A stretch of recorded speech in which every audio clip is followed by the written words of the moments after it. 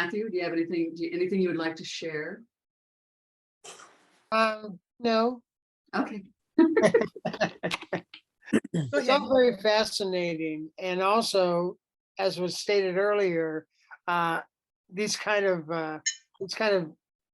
investigations springing up new questions. But as far as goat stuff, I think I am going to try to slip into, if anybody kind of questions anything that I'm doing in a situation, I think I might say, hey, listen, I rode the goat, okay?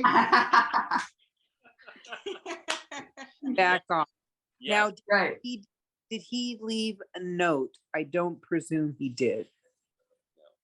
No, there was no mention of it. And again, his there's only one other account that I found, and it was kind of a copy of the other one. It was just more or less saying, hey, funeral plans are being made for this guy who cut his neck with a knife, and maybe they expected it, who knows if he tried before, or it wasn't probably something that you were broadcasting. Now we're all such narcissists. You want to know why? Oh God, yes. Oh God, yes. I mean, it makes for a bigger story. I mean, this house itself, Pablo, I don't know if I've bored you with this already, but there was a child snatching. There was a defenestration. There was a shooting of a dog that killed a goat in the backyard, or the owner of the house chased a bulldog all the way over to Valencia Street, which is about a block away, and killed a dog with one shot. And he got fined $5 because that was the going rate for firing a gun in the city at that time. So wow. I know. Well, there was another incident. I don't even know what to call it, but there was the gunshot car crash fire in the front of the house. Talk about that, Pablo. I wasn't here for that. No, that was scary. And I was gonna say about ghosts, not goats. Yeah. that I've never felt anything spooky in that bathroom. I'll just say that's the other part that makes me say maybe Charles was at peace with his decision, whatever it was, because I don't feel like it has.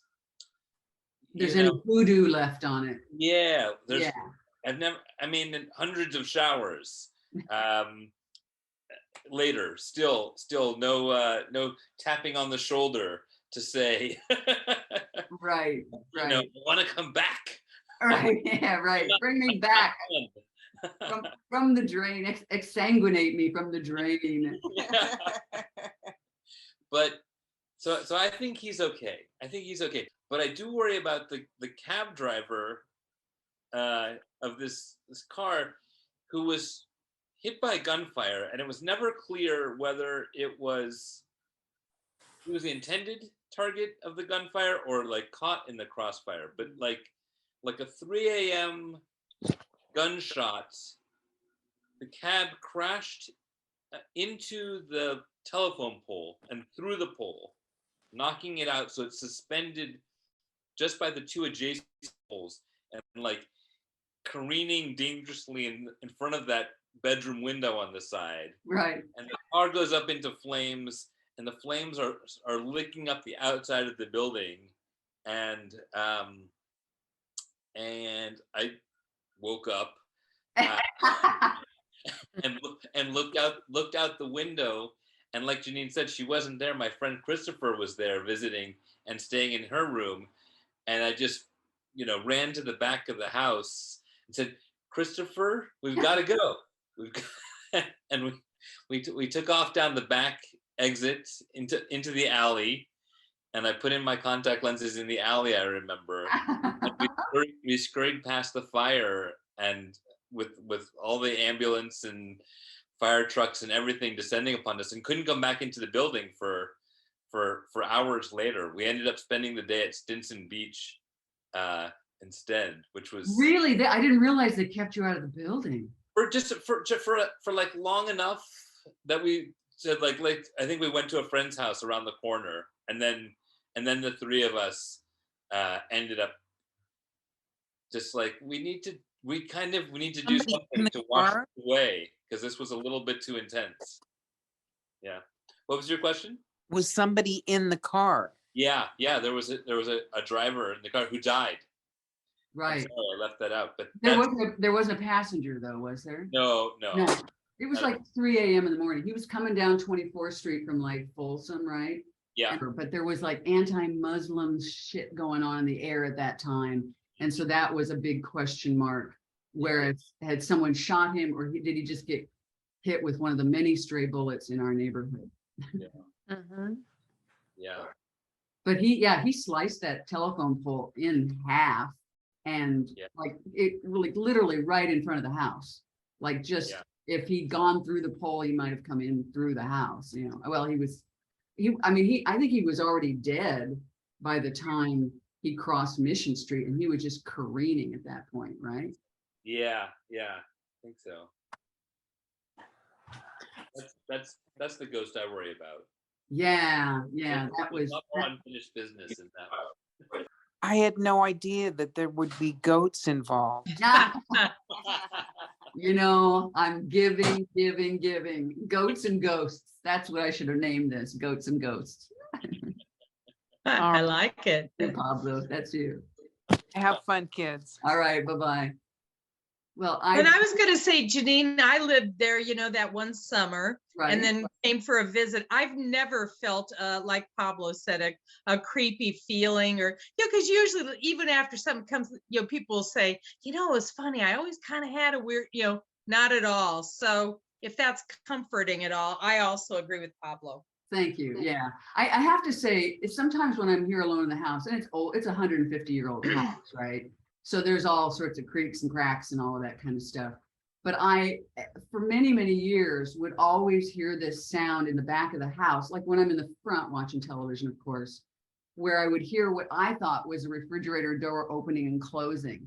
And I sort of would joke about, it's my cat looking for some food or, you know, or it's a ghost just checking to see if there's anything good in the fridge, which there never is, right? But I told that to somebody else. She goes, maybe it was the thud of him hitting the tub. Oh man. But there's so many noises. I mean, we're right on an alley and of course the other kind of thing that I take comfort in, Pablo, is, you know, the candlelight shop, they have a shed in the back that's right under this bathroom window.